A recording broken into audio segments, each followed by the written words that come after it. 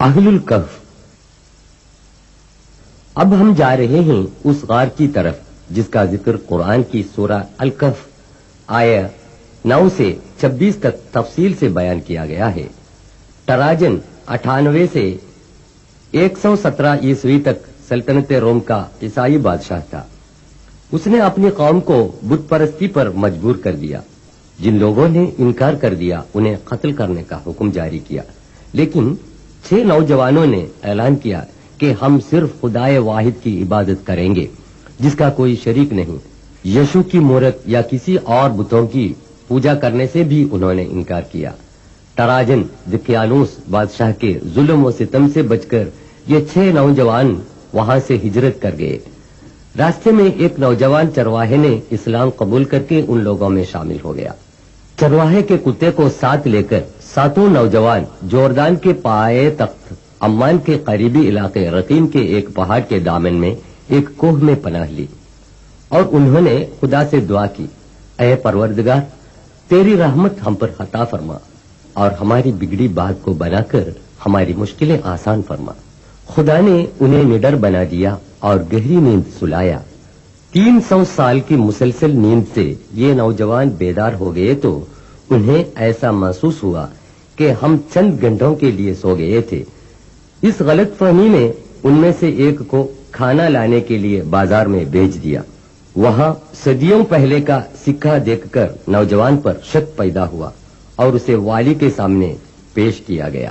والی نے سمجھ لیا کہ یہ 7 نوجوان 300 سال پہلے خدائے واحد پر ایمان لا کر اس غار میں پناہ گزین تھے اور اب خدا کے حکم سے بیدار ہو گئے ہیں۔ والی نے اس نوجوان کو شاہنشاہ بیزینٹین تھیوڈیشس ثانی کے سامنے حاضر کیا۔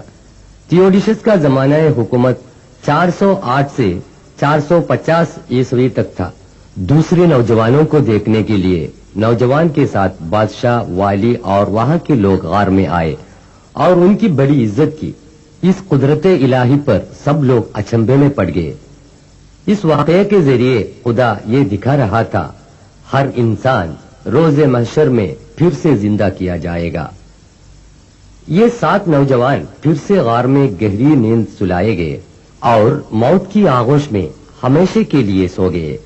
ان کی لاشیں غار میں الگ الگ قبروں میں مدفن تھیں، لیکن بعد میں ایک ہی قبر میں دفن کی گئی۔ آج بھی ان کی ہڈیاں قبر میں محفوظ ہیں۔ غار کا پہرے دار محمد یوسف ابو ارقوب اس کا بیان دے رہا ہے۔ قال قائل منهم كم لبثتم قالوا لبثنا يوما او بعض يوم قالوا ربكم اعلم بما لبثتم۔ یہ غار کی وہ سوراخ ہے جس کے ذریعے ہوا اور روشنی اندر آتی ہے۔ وَنُقَلِّبُهُمْ ذَاتَ الْيَمِينِ وَذَاتَ الشِّمَالِ وَكَلْبُهُمْ بَاسِطٌ یہ ان کے کتے کے کھوپڑے اور دھاڑی کی ہڈیاں ہیں۔ لو اطلعت عليهم لوليت منهم فرارا ولملئت۔ غار کے اوپر جو ستون ہیں وہ اہل غار کی عزت میں روم کی قوم کی بنائی گئی مسجد کے کھنڈر ہیں۔ بازو میں نظر آنے والے یہ پتھر خلیفہ بنی امیہ عبد الملک کی بنائی گئی یادگار کے آثار ہیں۔ مشہور محقق رفیق وفا الدیجانی کی رہنمائی میں سب سے آخر میں 1963 عیسوی میں غار کی منہ سے مٹی ہٹا دی گئی۔